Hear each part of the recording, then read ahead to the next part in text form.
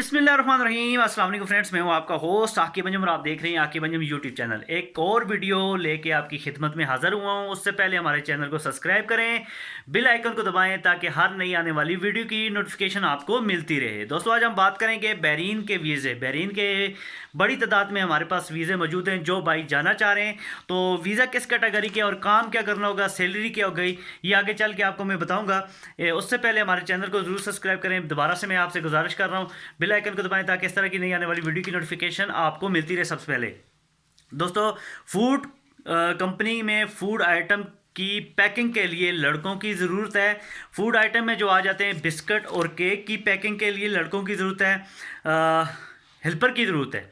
और जो यहाँ पे ड्यूटी टाइमिंग है दोस्तों, ये तकरीबन आपकी बन जाती है 10 घंटे ड्यूटी टाइमिंग है, प्लस ओवर टाइम है। एक महीने में आपको 26 दिन काम करना है, 4 दिन आपकी छुट्टी है, यानी कि हफ्ते में एक दिन आपको छुट्टी मिलेगी कंपनी की तरफ से। काम करना चाहें तो आपकी मर्ज़ी है, अदरवाइज़ आपको हफ्ते की एक छुट्टी कंपनी की तरफ से है। और यहाँ पे सैलरी की बात करें तो 140 दिनार बहरीनी दिनार जो है आपकी सैलरी होगी। पाकिस्तानी जो बेसिक सैलरी आपकी बनेगी वो 80,000 रुपये सैलरी है, प्लस ओवर टाइम लगा के आप 1 लाख तक यहाँ से सैलरी बना सकते हैं।